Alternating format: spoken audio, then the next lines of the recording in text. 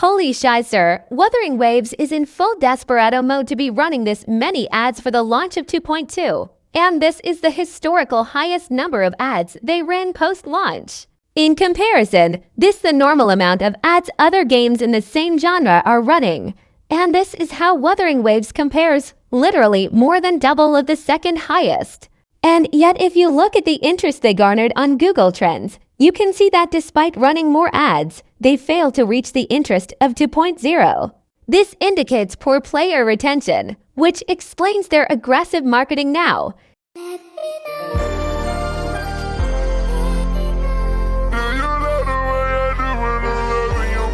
Kuso Games' desperation can also be seen in their push to release on Steam. And then what next? Nitaku.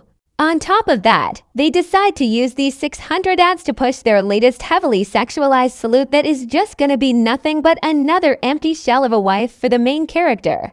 On top of that again, they are also rerunning another of their heavily sexualized character alongside this one to milk their players. 600 ads with two sexualized characters. This is looking to be their strongest banner in history. But damn, is it disappointing? Hell no, man. What the fuck, man?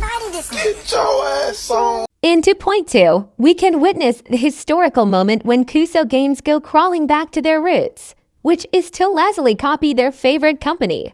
Wuthering Waves pride themselves in the edgy dark theme, which obviously failed, so they have to make a feature that makes Wuwa look just like Genshin. You could not live with your own failure. Where did that bring you? Back to me. Very poetic. Moving on, many Wuthering Waves players like to compare the game to ZZZ for some reason. It seems like their original goal of competing with Genshin is unachievable and they have to settle with competing with an instance-based stage game. And the CEO of Perfect World explains why. Wuwa wasn't competitive with Genshin. Never was, never will be. I don't know why people still bring up Genshin. Not even HSR, a fucking turn-based game, bro. They're on the same level as ZZZ. And somehow still slightly losing to ZZZ. In that case, we shall measure community engagement objectively with numbers. In Exhibit A, we observe that by sorting by top posts of the month, we can see that ZZZ posts typically hovers around 15 to 20,000 interactions. Meanwhile, Wuthering Waves only gains about 4 to 8,000 interactions. However, the Kuro slaves are known to refuse objective facts. Therefore, we shall conduct a little experiment. In Exhibit B, we coincidentally found 2 similar posts in both communities posted 2 hours apart. The premise of the post is to call upon the community to send images under the context that the poster has lost all of theirs. The Wuthering Waves post has more time to gain interactions, but that's okay. We can give Wuthering Waves a bit of a handicap.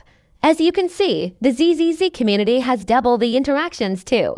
Consistent with Exhibit A, but that's not enough. We have to cross-reference with other sources too. In Exhibit C, when filtering artworks for the month of March and removing AI art, we can observe that ZZZ has more than double the artwork of Wuthering Waves. Consistent with Exhibit A. Lastly, in Exhibit D, we shall look at Rule 34. I think we've seen a lot of games start to do that. I think Wuwa's doing it too. You may have seen all the recent characters and been like, wow, they're really pushing the sexualization of characters, right? Like more than was before. Well, that's half true. They have always been pushing the sexualization of characters ever since the beginning. And don't forget the kids too. They are a fan favorite. Wuthering Waves have lots of skimpy outfits showing bare skins and sexualizing females. Surely they will win in this category, right? Let's take a look. Okay, this is way worse than half what the fuck. Are you saying that nobody cares despite the dev's desperate attempt at selling sex? This seems like an interesting topic to investigate in the future.